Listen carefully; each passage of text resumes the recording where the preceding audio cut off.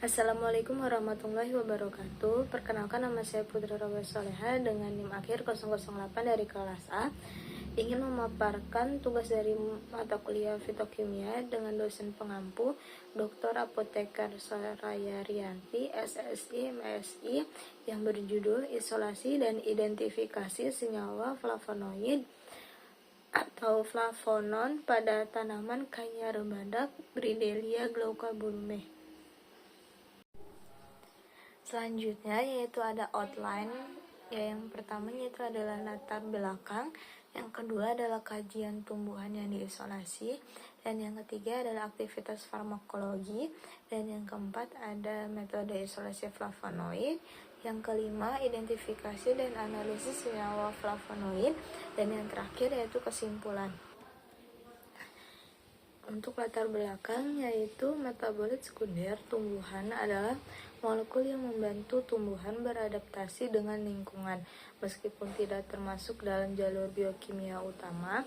Contohnya adalah inhibitor protease, lektin, alkaloid, dan tanin yang berfungsi dalam pertahanan tubuh tumbuhan dan interaksi dengan hewan. Senyawa fenolik seperti flavonoid dan asam fenolik semakin diperhatikan karena dampaknya terhadap kesehatan. Flavonoid ditemukan di semua bagian tumbuhan, memiliki potensi sebagai antioksidan dan bisa bermanfaat untuk pengobatan kanker dan penyakit jantung. Kanyar badak atau Bridelia glaucabulume dan Pteranthus acidus adalah contoh spesies yang memiliki aktivitas pengobatan. Mereka mengandung flavonoid yang dapat memperkuat sistem kekebalan tubuh. Uji aktivitas antibakteri penting untuk mengidentifikasi khasiat senyawa terhadap patogen seperti Streptococcus aureus dan Escherichia coli. Tanaman mengandung senyawa aktif yang juga menunjukkan aktivitas antioksidan. Selanjutnya yaitu ada kajian tumbuhan yang diisolasi.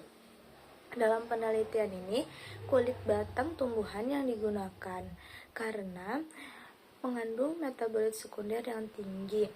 Proses isolasi dilakukan dengan ekstraksi metanol, diikuti partisi etil asetat dan N-heksan untuk memisahkan senyawa berdasarkan kepolarannya. Kanyar badak atau Bridelia glaucabulume adalah tanaman obat tradisional di Asia dan Afrika. Digunakan untuk mengobati berbagai penyakit seperti infeksi bakteri dan gangguan pencernaan.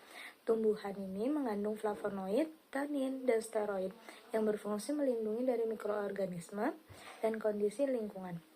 Flavonoid diketahui memiliki aktivitas antioksidan dan antimikroba yang kuat dengan struktur C6, C3, C6. Penelitian oleh Marpaung dan Toruan mengidentifikasi flavonoid golongan flavonon. Flavonoid bekerja sebagai antibakteri dengan merusak membran sel bakteri dan menghambat sintesis asam nukleat. Selanjutnya yaitu ada aktivitas farmakologi. Yang pertama adalah antioksidan, yang kedua adalah anti kanker, yang ketiganya adalah kardioprotektif, yang keempatnya antiinflamasi, dan yang kelima antibakteri.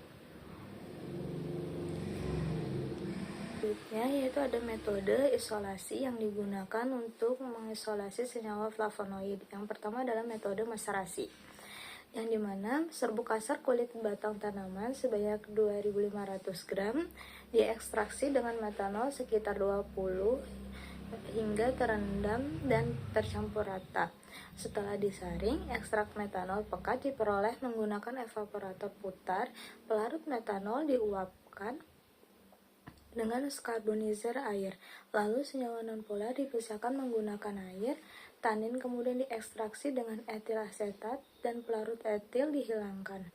Ekstrak pekat dilarutkan dalam metanol, diekstraksi dengan N-heksan, dan diperoleh ekstrak pekat metanol sebanyak 13 gram setelah diuji dengan FeCl3 5%. Dan yang kedua adalah analisis kromatografi lapis tipis. Kromatografi lapis tipis dianalisis terhadap ekstrak metanol menggunakan fase silika gel 60 F254. Analisis ini dilakukan untuk menentukan sistem pelarut yang sesuai untuk kromatografi kolom.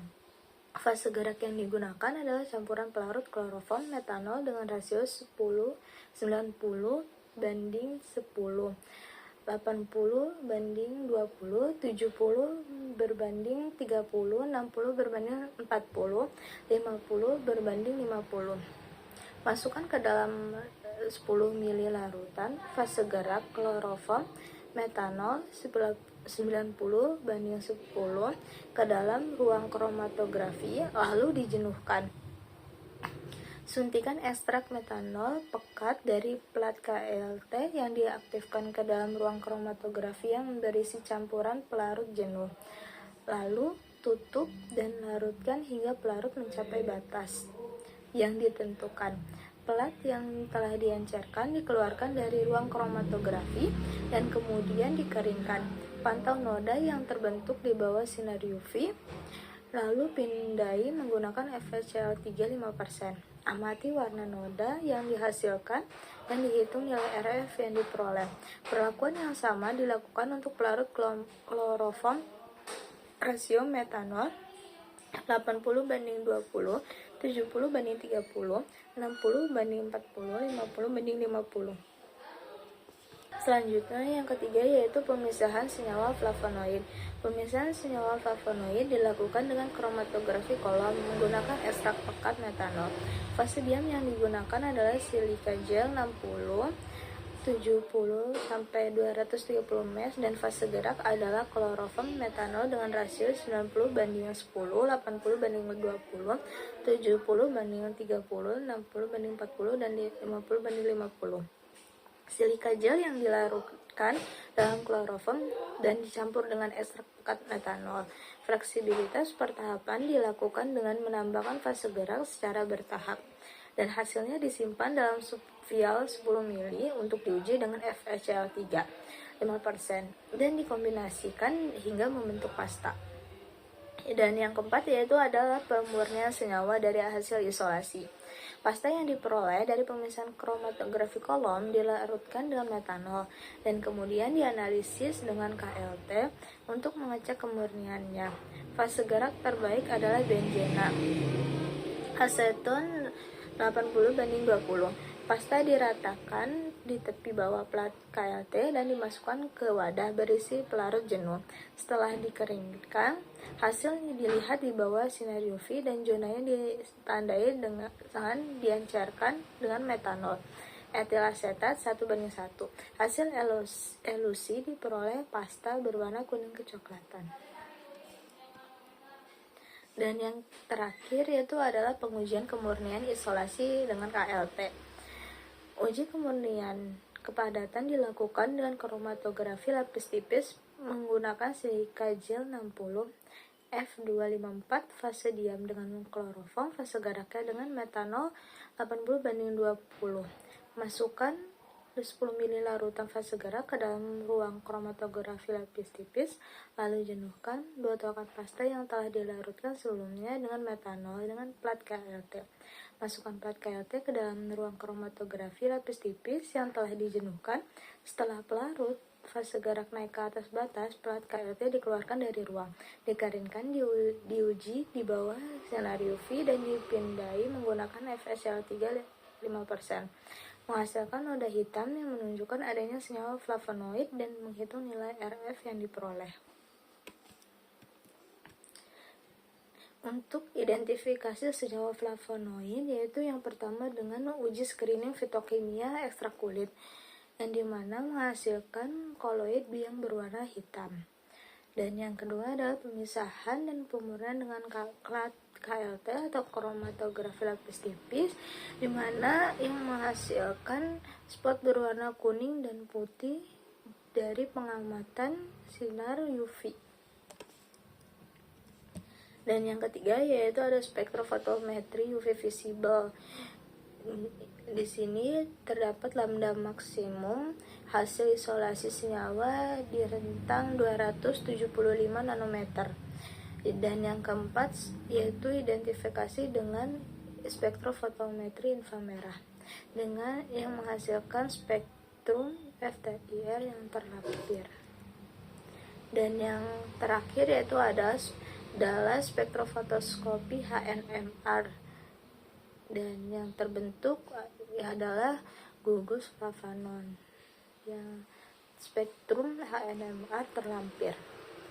Untuk kesimpulannya, senyawa yang diisolasi dari kulit batang tanaman Canyar badak atau Bridelia glauca blume dari 2.500 gram menghasilkan pasta coklat kekuningan sebanyak 10 mg dengan RF 0,66 dengan kloroform metanol 80:20.